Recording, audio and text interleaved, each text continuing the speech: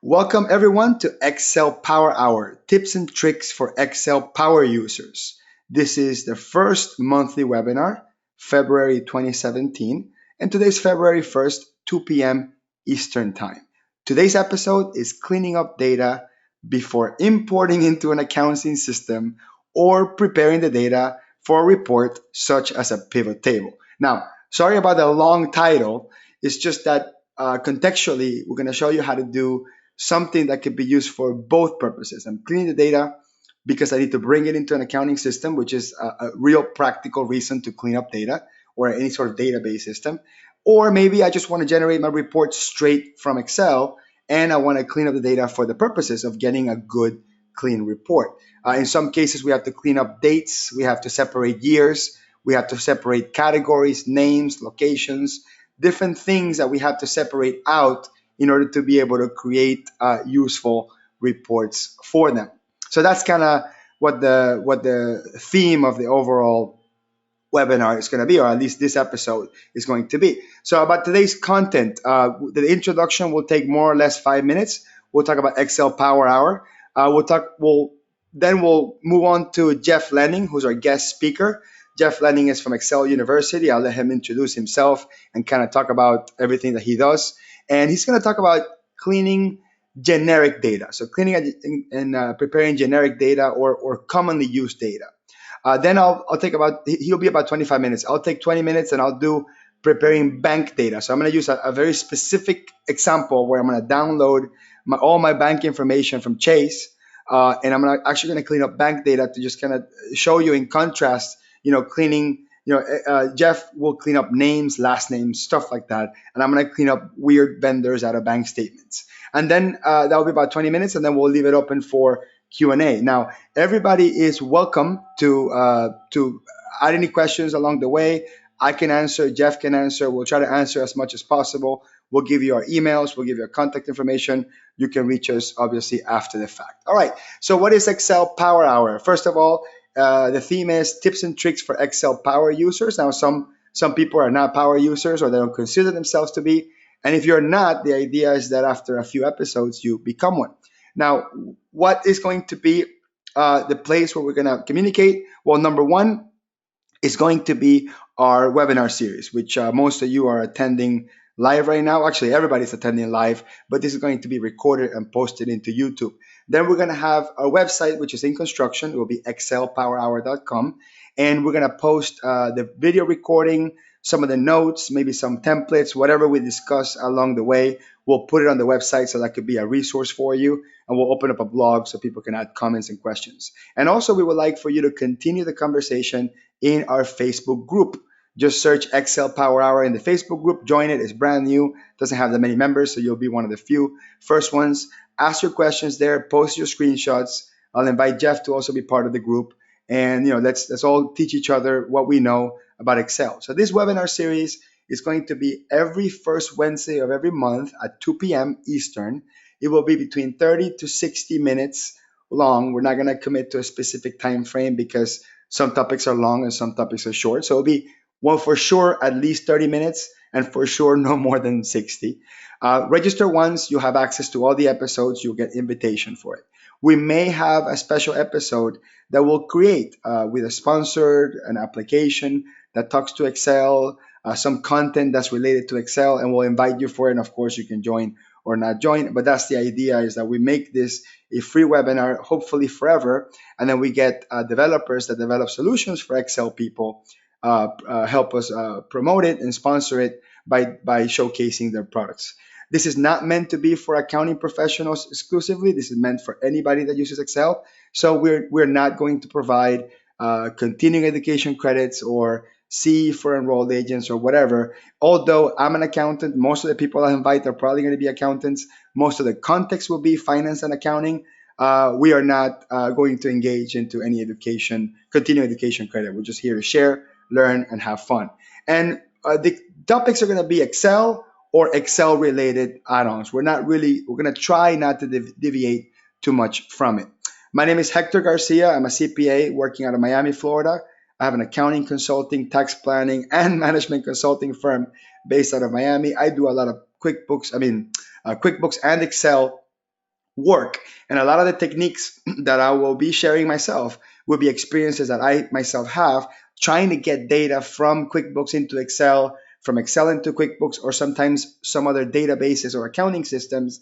But Excel always is my go to, let's call it middleware software that ends up being the place where I clean up my data before I take it to that next step. My email is hector@garciacpa.com. Feel free to email me, ask me questions. If your question is simple enough that I can email you back the answer, I'll certainly do it. If I have a video with the answer, I'll send you the video with the answer. If the question is very complex and it requires me to look at it and work with it, I will give you a quote and I will certainly charge you for that work if you want me to do it for you. Anyway, about today's guest, his name is Jeff Lenning. He's from Excel University, which is a website and a sort of training system dedicated to training accounting professionals or anyone working in accounting or finance in Excel. So his content is 100% driven towards accountants. Microsoft certified trainer, and his email is jeff@exceluniversity.com. Jeff, I'm going to go ahead and give you a presenter so you can share your slides. Are you here with us? Are you connected? All right. Thanks, Hector. Hello, everyone, and welcome to Clean and Prepare Data. All right, listen, hey, my name's Jeff. I'm a Microsoft certified trainer, and I love sharing the things I've learned about Excel over the years, especially those things that help us number crunchers get our work done faster. So today, I'm super excited because Hector has given me about 20 minutes or so to talk over a couple of different techniques for cleaning and preparing data. So we export data from some system, and we got to get it ready for its next step in its journey, whatever that may be. Maybe we're going to summarize in a pivot table, a pivot chart. Maybe we're going to import it into QuickBooks or some other accounting system, ERP system. So it's like getting it ready for its next step in the journey.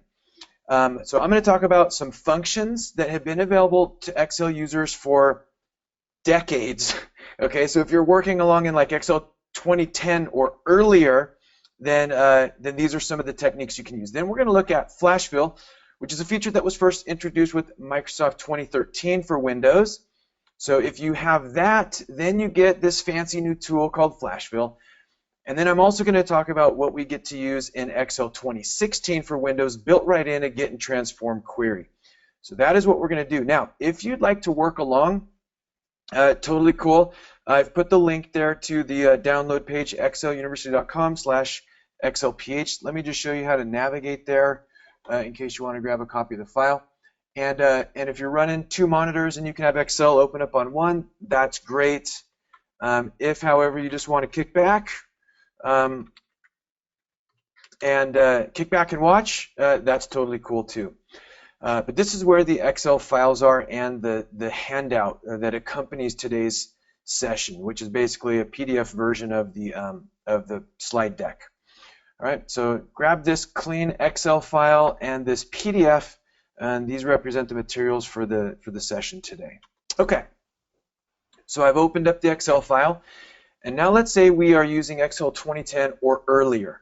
Excel 2010 or earlier, and what happens is we get some data from somewhere, right? This was exported from somewhere, and specifically, let's say this came from like a web form or an e-commerce registration page or something like that, where the user is sort of entering their own information, right? And they're not really worried about all caps, title case, lowercase. All right, and so the data is it's not necessarily clean, but you and I, we like our data to be sort of clean. So what we'll do is we're going to use some functions. And Excel has over 450 worksheet functions that help us do all kinds of different things. And right now we want to help us clean the data.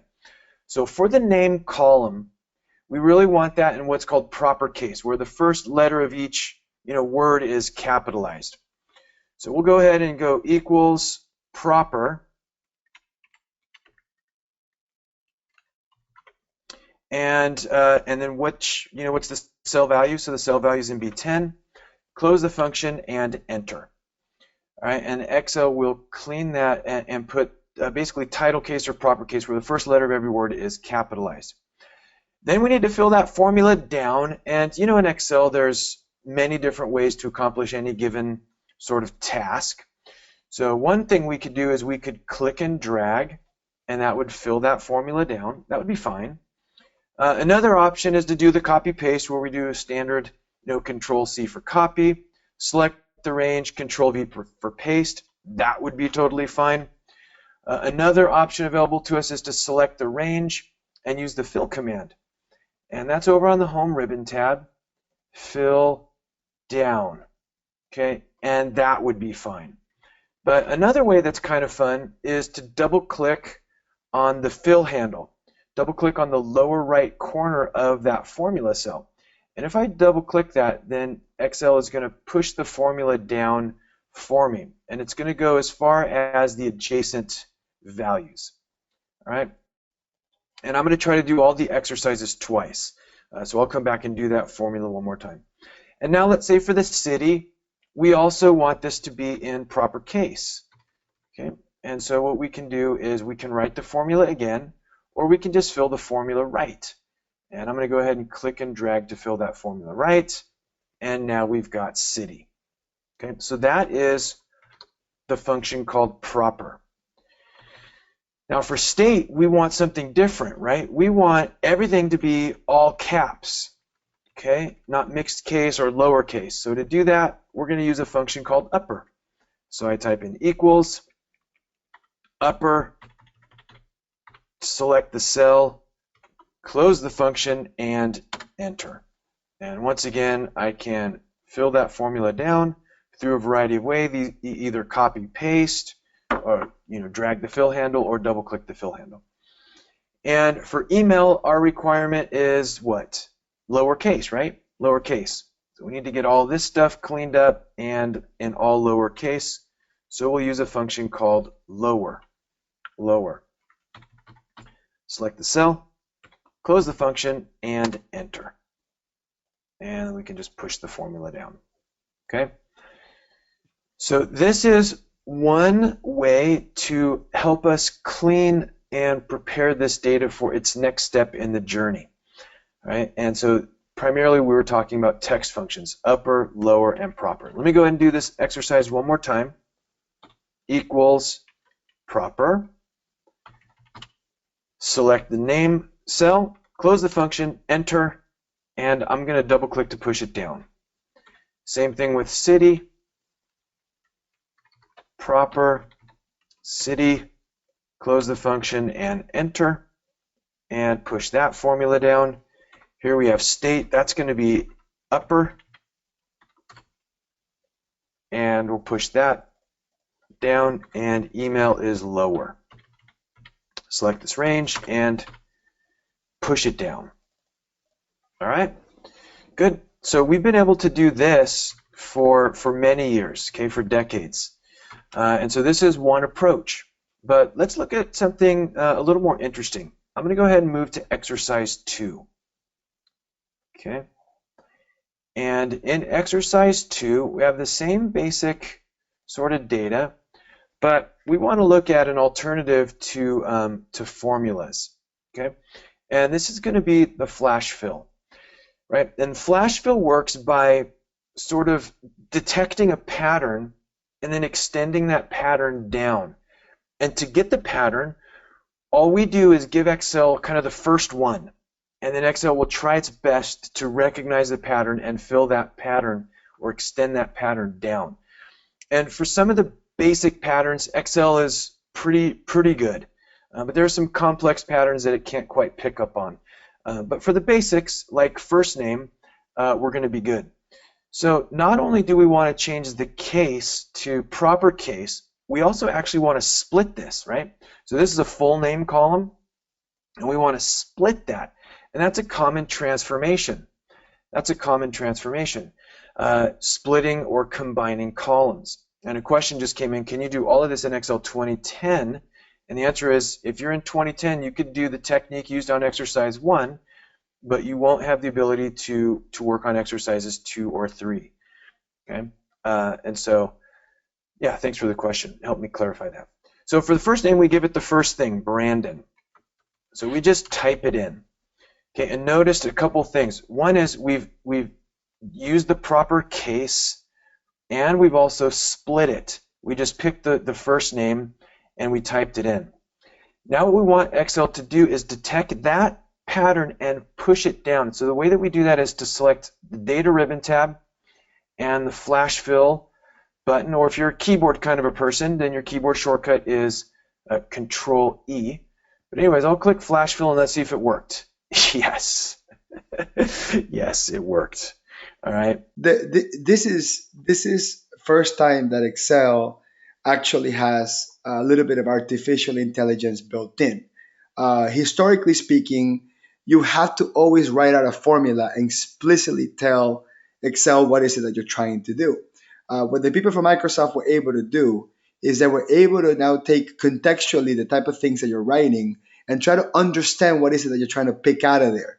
So it's not going to be perfect, like Jeff said. It's not going to be perfect. Some stuff is a little bit too complex for it to understand it. But this is the first, I think, this is the first time I've seen mainstream artificial intelligence in $100 software.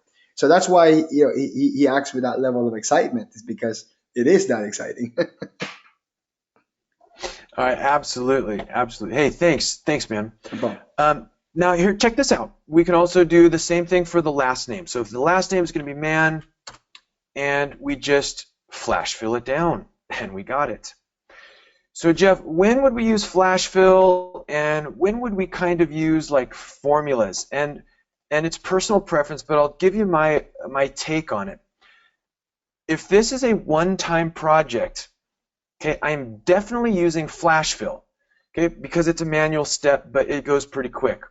But if this is a recurring use project, I may be more inclined to try to figure out the right formulas, and that way I can just paste and go and not have to take that extra manual step. So anyway, that's just the way that I kind of think about Excel.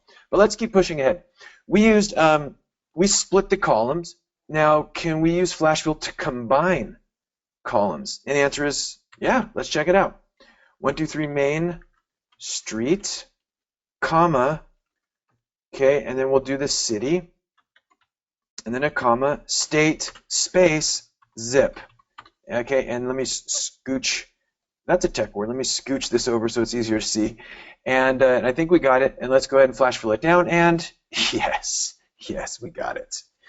All right, that is awesome. And email is going to be pretty easy. We just type in the email in the case that we want, and just flash fill it down. Let me squeeze this over here so it's easier to see. There, we got it. All right, so that is flash fill. Flash fill. Flash fill was first available with Excel 2013 for Windows. And like I said before, I'm going to try to do all these exercises twice. So let me go ahead and do this one again here. We give it the first one in the pattern. We ask Excel to try its best to figure out the pattern and flash fill it down. And we got it. Last name and flash fill is on the data tab. Flash fill it down. Address. Let's combine this.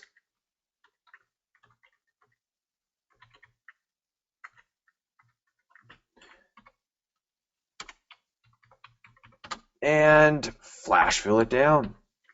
Email. Type in the correct case and flash fill it down. And right? Jeff, one of the questions here is you're combining addresses, and somebody's saying that many a times I get the addresses all combined already. So does this also work for like separating them, splitting them up?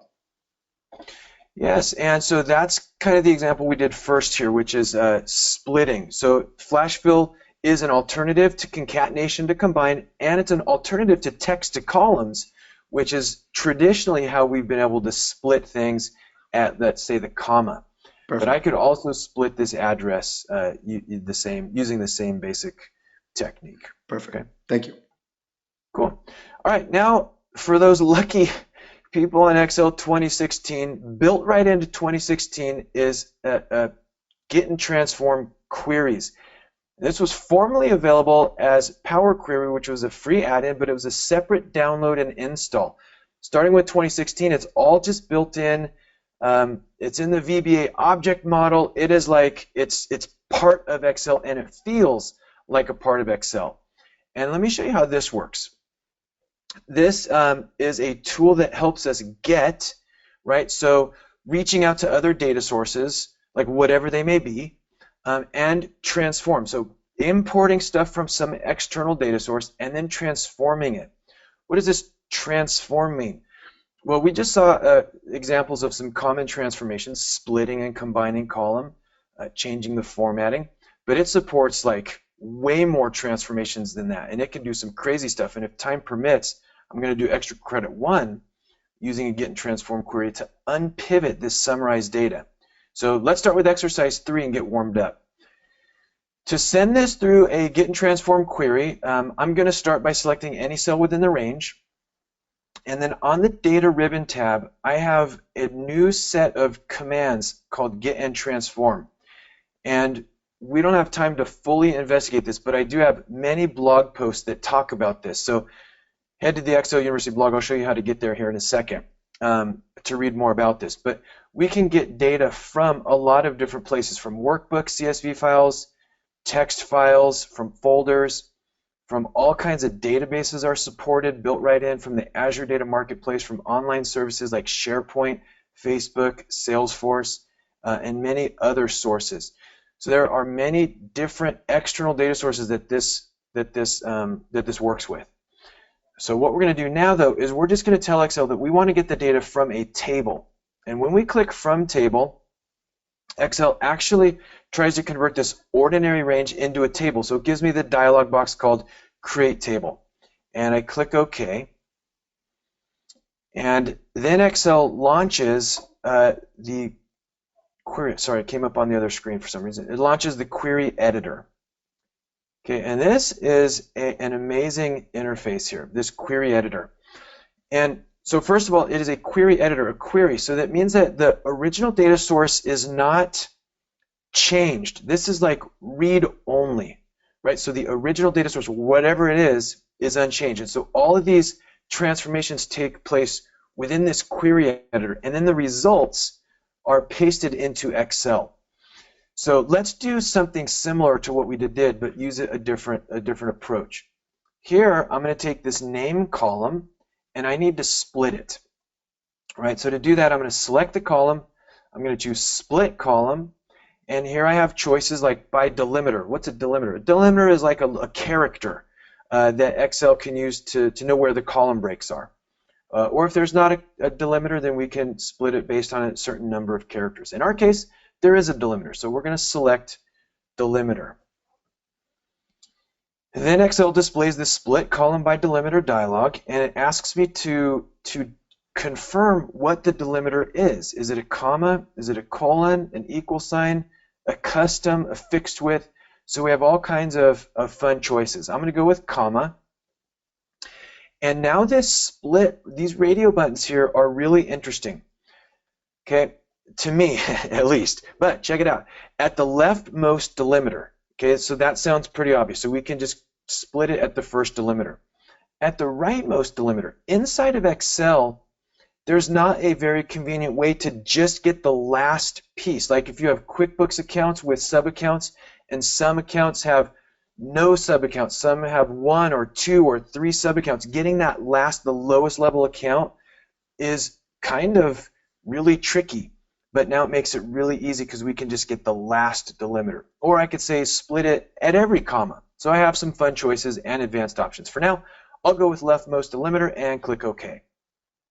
And did you see it? It's done. Now I have 2 name columns split. Okay? And this works a little differently than the standard Excel interface. There's no like undo button. Instead, what happens is Excel records all of your steps and it puts it into the applied steps list box. And so I could modify things by clicking the settings. I could remove a step by clicking the red X. And so this is the sequence of commands that is going to be used every time I refresh. Wait, what? Yeah, this is the beautiful thing about a query is it is refreshable. So once I go through and define all of these transformations, I don't have to ever open this dialog again. What I do is export, paste, and then I just right click and refresh. And Excel will go through these steps and give me the updated results. Okay, so it is super awesome for recurring use kinds of tasks. Now we just did a split. Now can we do a combine? Yeah, we can do a combine. We grab the 3 columns that we'd like to combine, and we head to transform, and we select merge columns. And when I do a merge, Excel asks, what is the separator? Do I want to put a colon in between, a comma, equal sign, what? I want to do a custom, and I want a comma and a space. Okay, and then what is the new column name? Okay, we'll just leave it with merged. And then we click OK, and there's our merged column. Okay, and we forgot the zip. Well, let's do it now, right? So we can build steps on top of previous steps. And this is beautiful because I didn't want a comma between my state and my zip. So I'll merge this in a separate step. Merge columns. Separator is a space. And we'll call this address. And OK. And now we got it. Okay. And email, now we need to clean this up, right? So the name column should be right-click, transform, and we're going to go with capitalize each word. Okay, name 2, right-click, transform, capitalize each word. Address, right-click, capitalize each word, and email, right-click, transform, and lowercase. Okay. And now that we've defined this sequence of steps, we're going to click on the close and load button, which is the way to basically get these results loaded up into an Excel sheet. So I'll click close and load, and Excel drops it into a brand new sheet, all cleaned up. Okay, and guess what? We save, we close, we move on with our life, and life is good. And next period, we have an update. So what we can do is we can just paste the original source data, same column structure, same sloppy, messy data. We just paste it into this table, and then we just right-click and refresh. And any new results would automatically flow into this table, and we don't have to go through that get and transform dialog again. Okay? Good? All right, you got time for one more? You do? Okay. Yeah. So let's check this. Right. Yeah. All right, let's do one more. I'm going to do extra credit 1. And here I want to unpivot this data. What do you mean, like, unpivot? Isn't this just a transformation? No, no, no.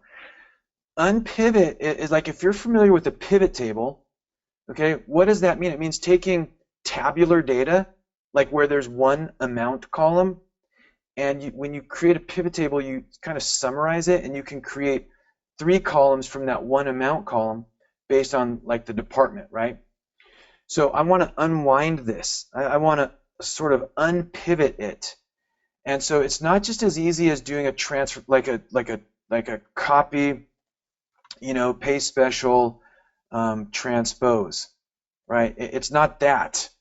I actually want one single amount column. And so that would be, to do this manually, it's a lot of copy paste, because I would need to copy this, paste, paste, bring marketing down, copy. You see, so I'd have to kind of do all this manual stuff of copying and pasting. Let's see how we can do it with a get and transform query. I select any cell within the range, data from table.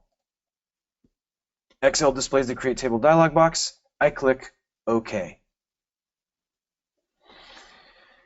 Now in the query editor, what I can do is I can either select the one column that I don't want to unpivot, or I could group select the columns that have the amounts that I want to unpivot, and either way is fine.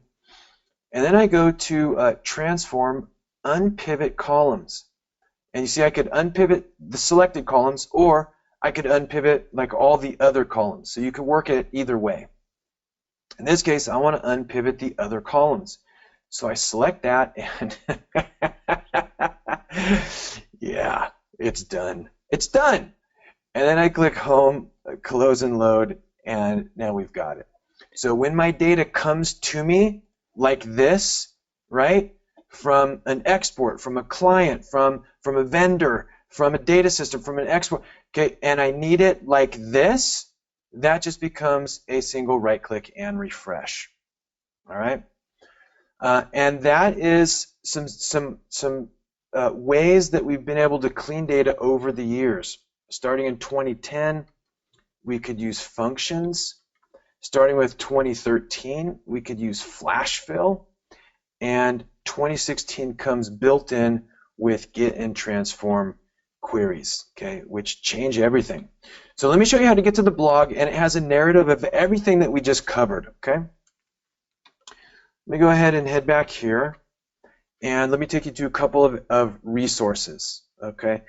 So I got two resources. One is an article and one is a blog post. To navigate there, just head to the Excel University website, and for the first one, click on articles, okay? And the articles are kind of like the formal, ones that are in magazines and stuff like that.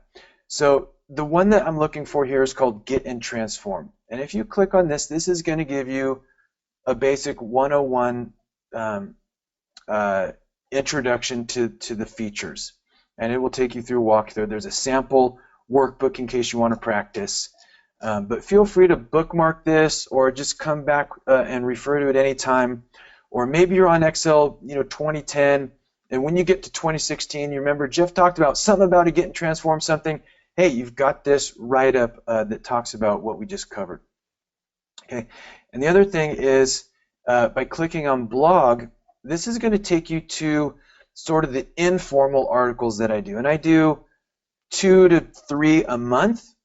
So if you want to continue to learn Excel for free through email, hey, take a minute, throw your name and email address in here, click subscribe, and what will happen is it's a free subscription, and a couple 2 to 3 times per month you'll get an email that lets you know that there's a new Excel article. And I'll tell you, I learn stuff about Excel all the time, right? It's an amazing application. I learn stuff about it all the time, and when I do, it usually makes its way into some kind of blog post or article. So if you'd like to learn along with me, just subscribe right here.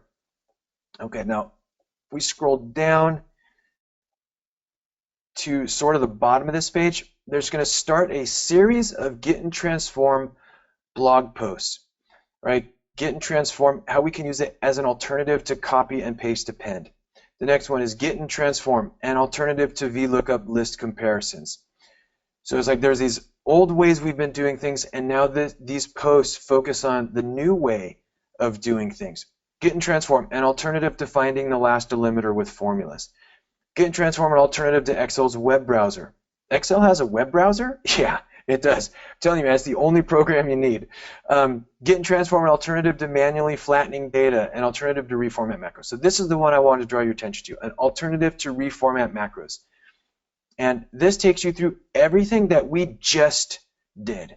Okay, so if you'd like a chance to just work through this at your own speed instead of at my speed, this has a full write-up of what we've just covered, so feel free to check that out if it will be of use.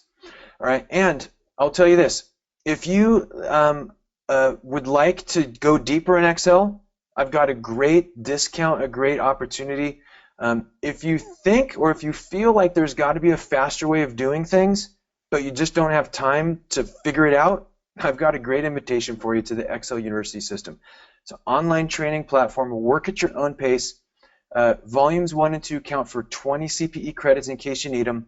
Normally $250. You place your order within the next week. It comes in for $125. To get to it, just go to the same page that you used to download the Excel files today, and make sure you use the voucher code XLPH. The enrollment period's a year. First 5 orders placed today, I'm going to include free paperback textbooks as part of your enrollment. Right? And I know this works. This stuff totally works. It helped me get my monthly close down from 2 weeks to 2 days. I hear from Excel University students all across the country saying, thank you, you've just saved me time.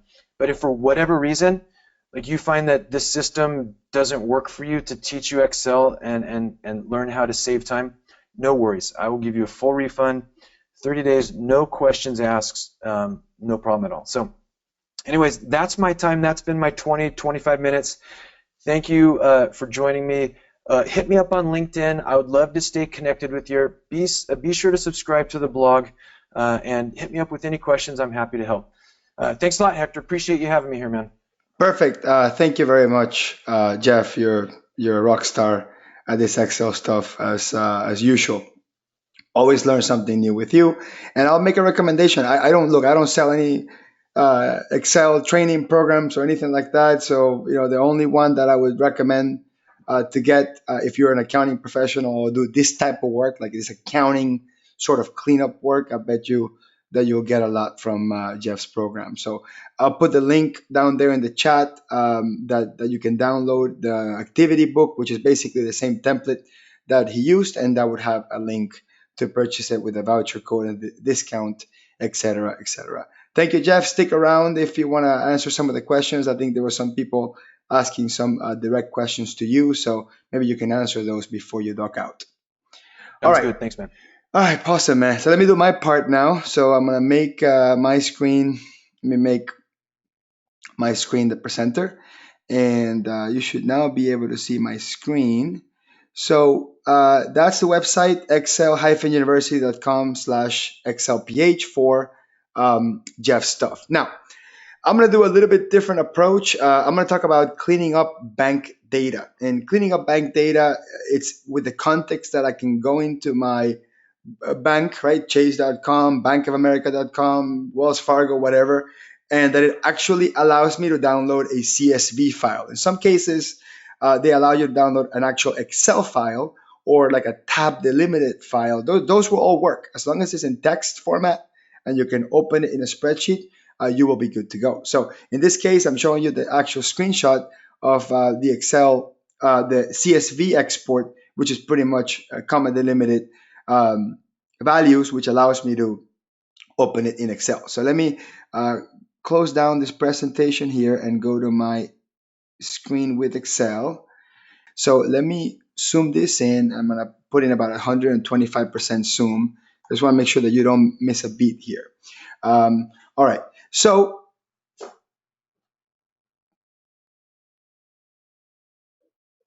give me 1 second.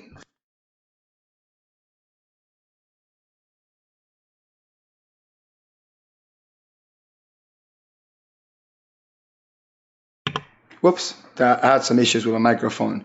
Can you double check? Sorry about that. Can you just tell me that you can hear me? Put in the questions box that you can hear me.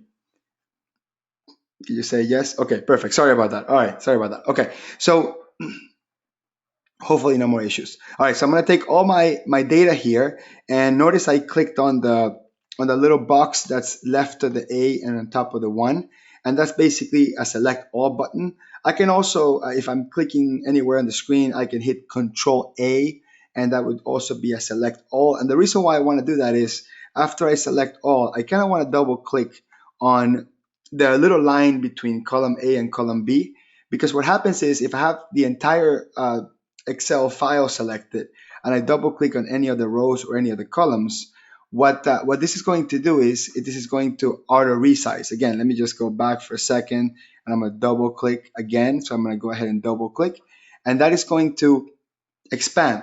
So once you expand, you're able to see each specific separate column. And what is the purpose of having each column expanded is that I don't have to be manually expanding left and right, so I can see every single piece of content from it. So if there happens to be a lot of content, obviously this is going to be hard to manage. But since this is still within my screen size, I'm totally okay.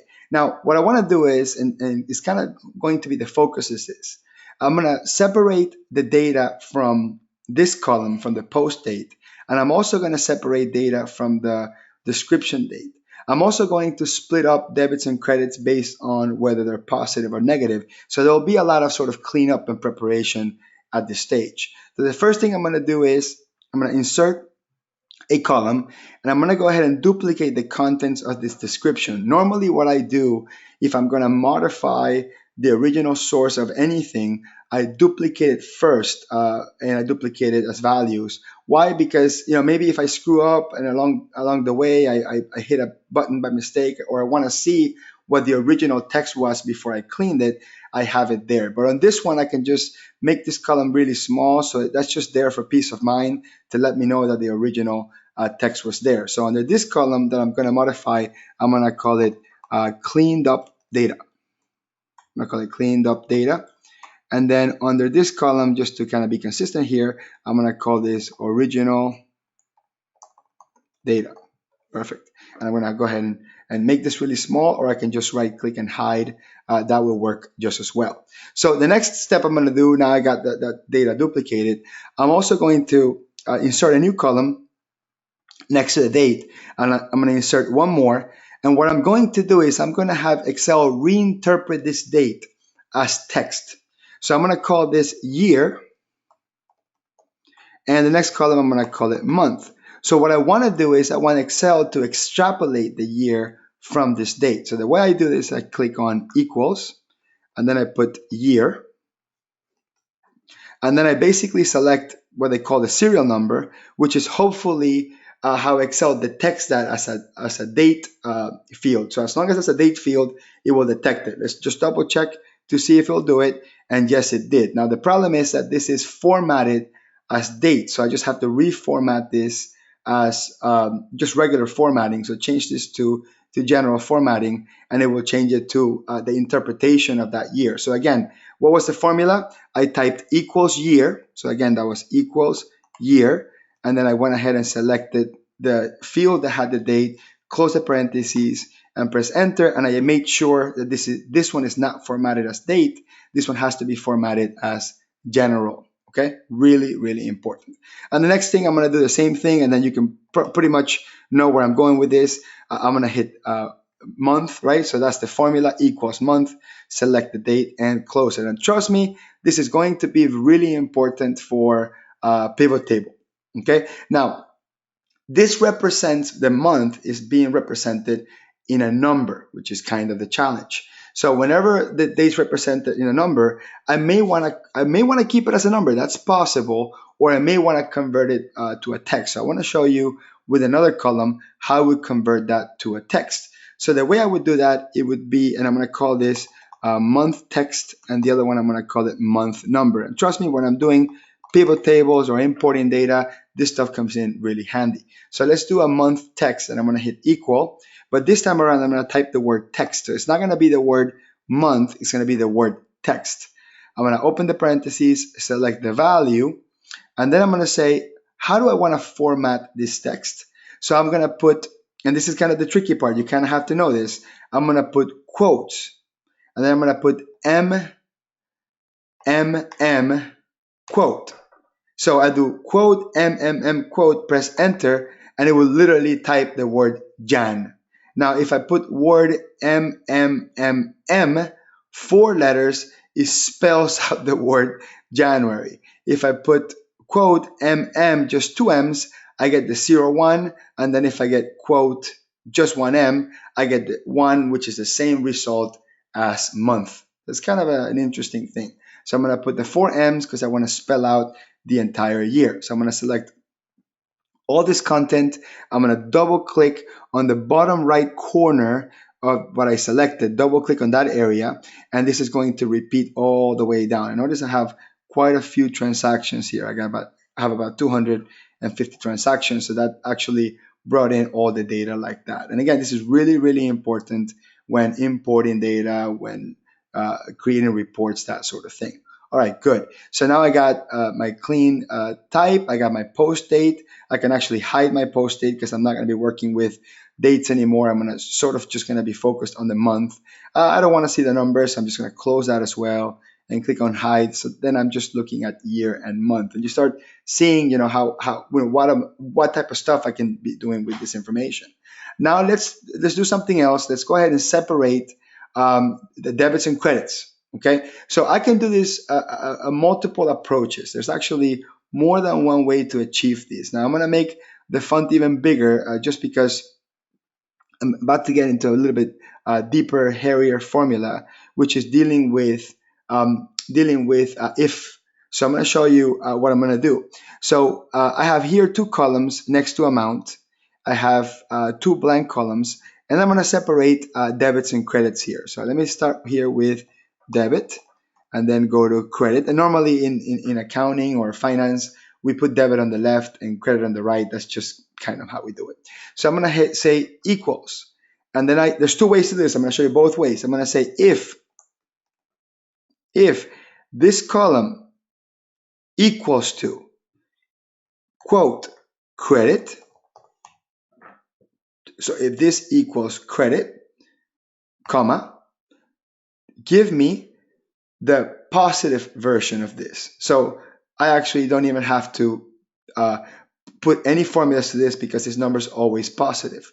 So then I just press enter, and then I can double click on the pull handle, click down, and then it's going to fill all the ones that didn't find as false, and that really doesn't work really well for me. So I have to change the formula and give it what's called the false result. So instead of saying it return a false, I'm going to put comma, and I'm going to put quote, quote. Basically, I'm saying return me a blank space.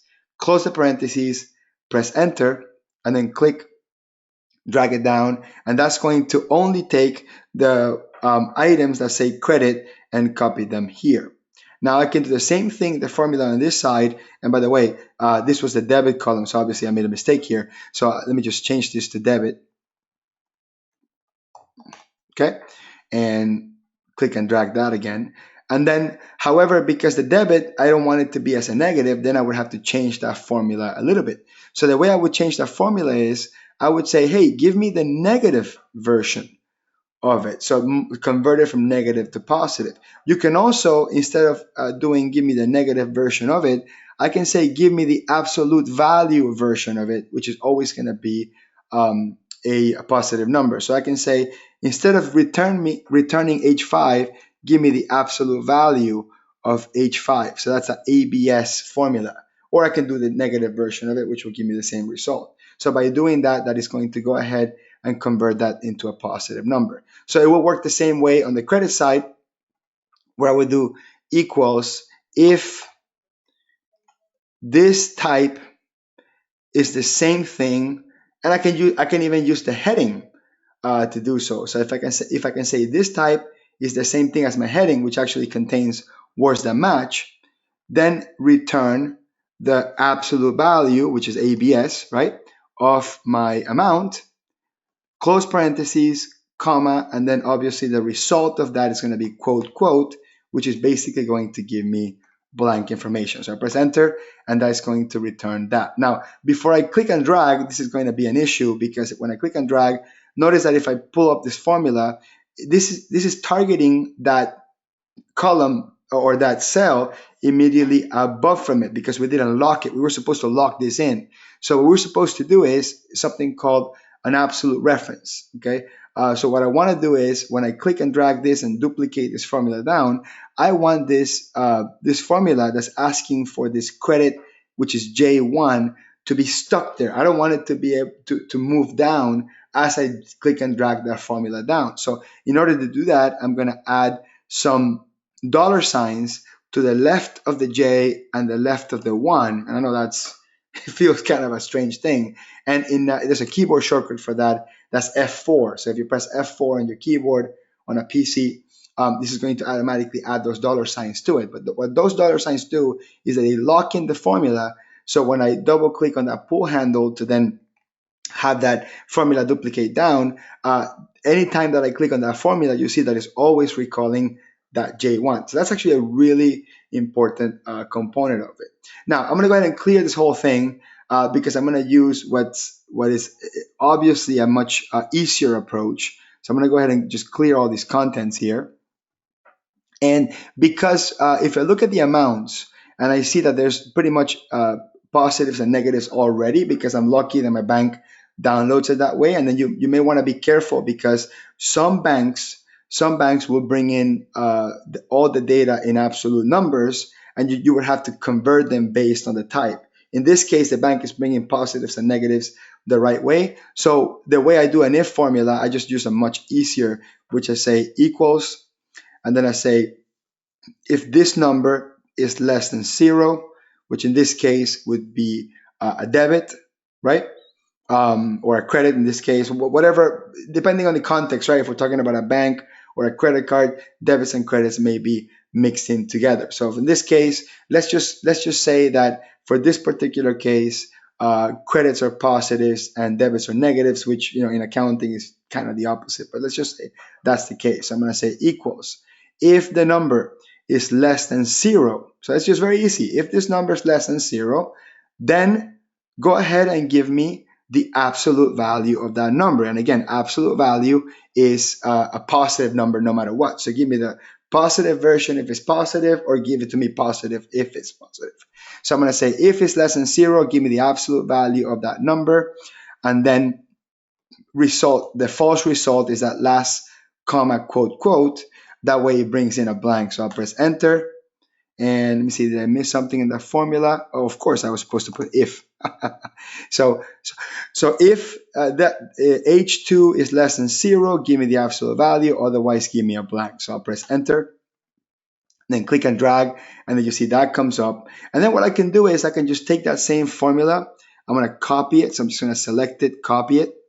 And then I'm going to come into the next cell on the credit, and then I'm going to go ahead and just paste it back in there. But all I have to do is, in terms of formula writing, and let me expand this here so you can see better. So I'm going to say, well, instead of telling me if it's less than, I'm just going to say if it's more than. So if it's more than zero, then give me the absolute value. Otherwise, give me a blank. So I press enter, and then I click and drag, and then I perfectly have cleaned up debits and credits, or converted debits and credits when the bank brought it to me in this negative and positive approach. Okay, so again, don't pay too much attention on which is the debit and which is the credit, again, because some banks, the bank's version of debit and credit is different than the accounting version of debit and credit. So like, don't think about debits and credits. Just think about left side or right side, right? Expenditure or payment or deposit, whatever it happens to be. So we're doing good so far. So the next thing I want to do is I want to now clean up the data. So I'm going to show you a couple of techniques, and obviously there's 250 transactions here, so that could take a little long. But I'm going to show you a couple of techniques to clean up data when it comes in these really bad patterns. The first thing I do is I cut it. So I know that more or less the first 30 characters or so, it's good stuff, and the rest is just pure garbage. So remember, I still created that one column that contains the original data. So if I lose it, I can always refer to that original column. So what I'm going to do is I'm only going to recall the first 30 characters. And again, that's just me saying a number. It could be any number, really. So I'm going to hit equals left,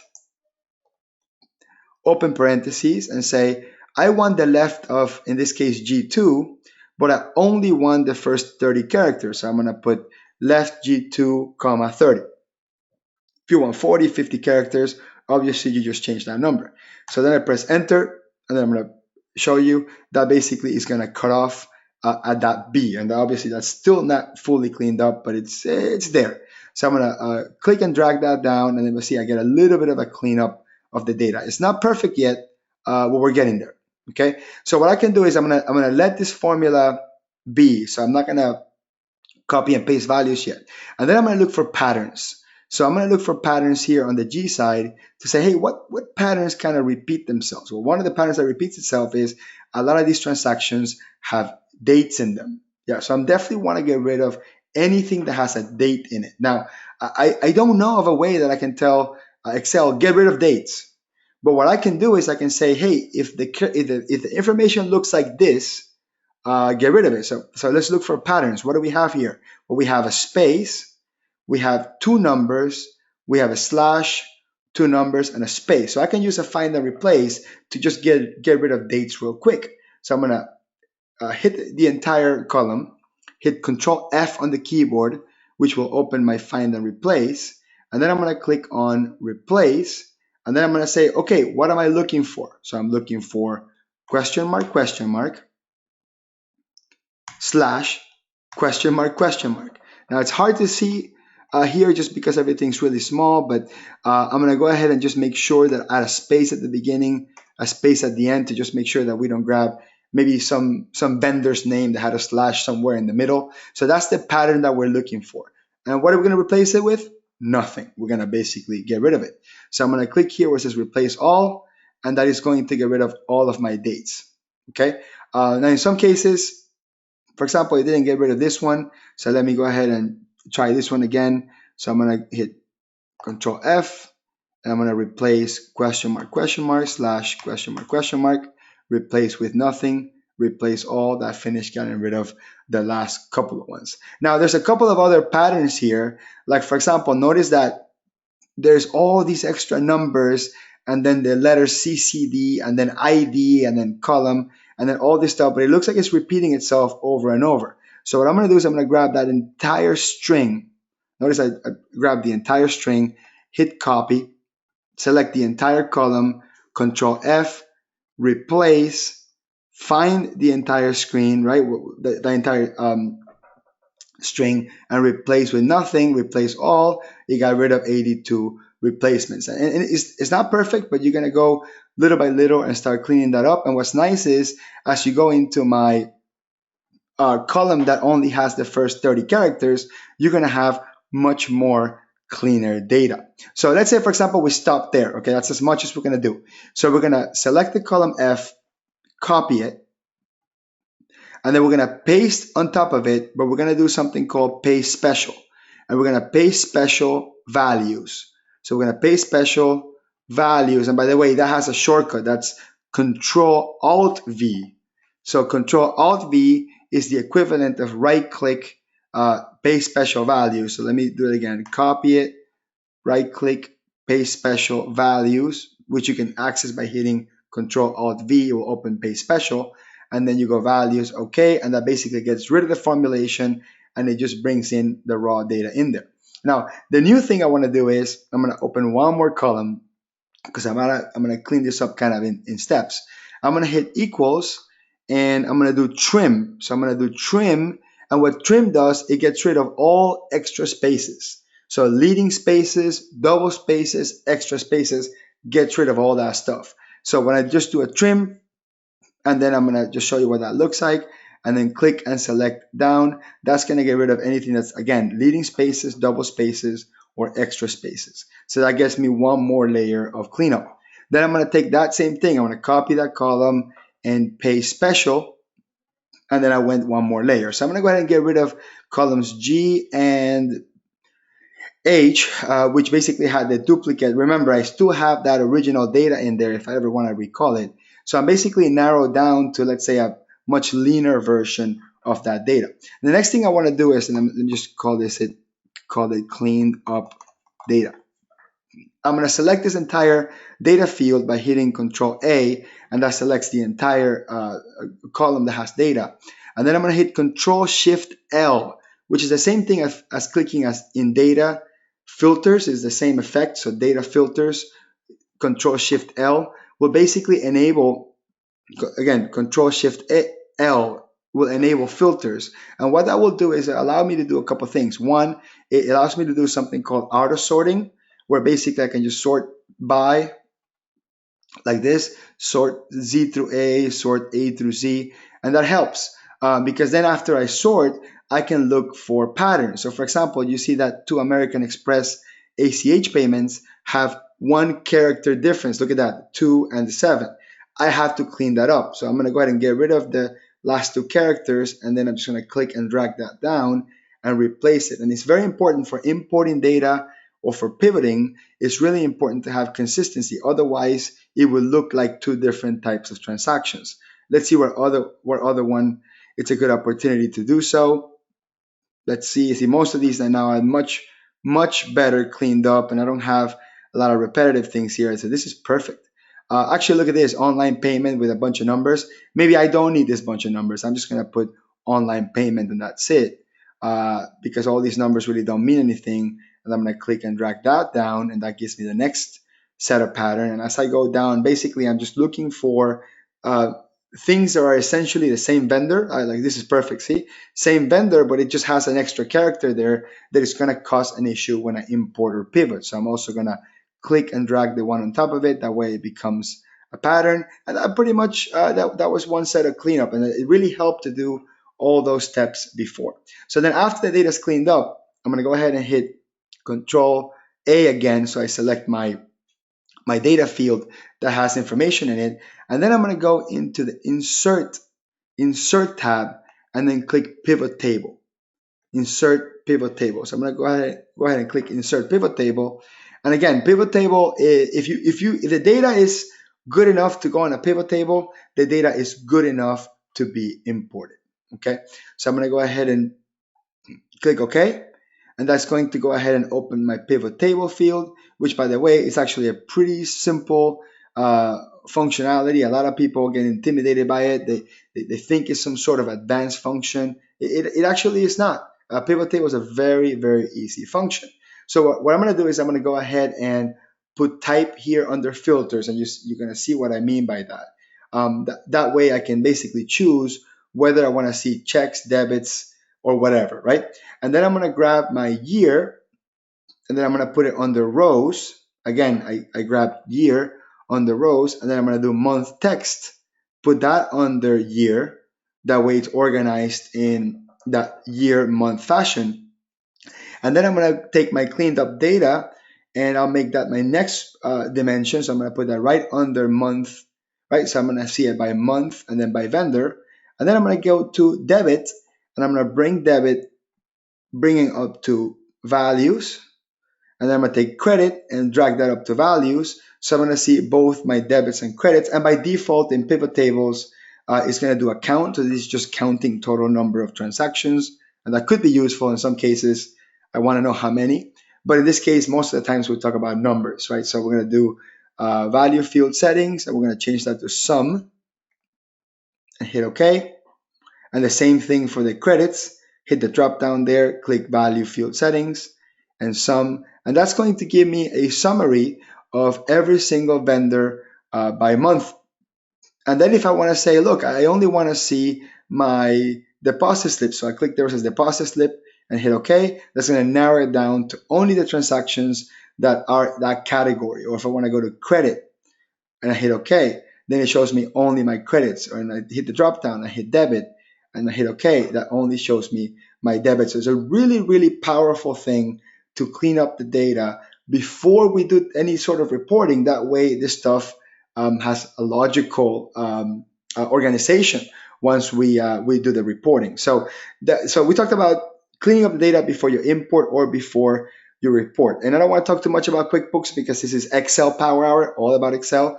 But if I was using QuickBooks to import the data, then if I have a clean set of data, not the report, but clean set of data like this, it makes the process of copy and pasting into QuickBooks Enterprise or QuickBooks Accountant really, really easy. And there's several videos on my YouTube channel that talk about the process of importing, so I don't want to talk too much about that. I kind of want the focus to be around building the report in Excel because, again, if the data is good enough to build a report in Excel, the data is going to be good enough to import. All right, that's it for me. So let me go ahead and switch and show you the last slide here because I do want to kind of talk about one more thing. So there's my last slide. So if you liked this webinar, I'm going to go ahead and just do a polling question and I'll share the results. Some people, so 72%, almost everything was new, which is awesome. 28% was familiar with most of it, but at least got something. And it's awesome. Not one person felt that they knew everything coming in. And there's nothing wrong with knowing what we're presenting, right? That's a good thing. Anyway, next coming topics of Tax Power Hour, it's going to be, sorry, not Tax Power, Excel Power Hour. Sorry, I get confused. I'm doing so many webinars nowadays. So this is Excel Power Hour. Upcoming episodes will be every first Wednesday of every month at 2 p.m. Eastern. We don't have topics yet. I'm still literally looking for Excel experts that want to join and want to do their presentation. If they have an add-on or a training program, they could definitely promote their program there. I have no issues with that. This is really what I want. What I want to do is I want to bring the Excel expert community together via this webinar. Anyway, other webinars and other events I'm involved in. There's a QB Power Hour, which is a webinar series about QuickBooks. And tomorrow, February 2nd, 12 p.m. Eastern, is the next episode. It's Managing Accounts Payable in QuickBooks. My partner, Michelle Long, will be taking care of that webinar. And then I'll be back in 2 weeks for Enterprise Expert, which is a webinar series about QuickBooks Enterprise. We're more focused on enterprise level technology, and that's at 12 p.m., third Wednesday of every month. And then we have Tax Power Hour, which started a couple hours ago, and it'll resume again on March 1st, 12 p.m. Eastern, taxation of different corporate entities. And each of them is going to have their own website, its own Facebook group, and you register to each webinar separately. And so far, everything is going to be free. As far as we know, it's going to be free unless otherwise, we do find a way to get people to pay for these things. Otherwise, these will be free webinars, and hopefully we'll get sponsors and people helping us keep this thing alive. Anyway, email me, hector@excelpowerhour.com or hector@garciacpa.com. Send me suggestions, join the Facebook group. If you know awesome Excel people, send them over my way so we can do some presentations, and let's keep this thing going. Continue the conversation and have a wonderful day.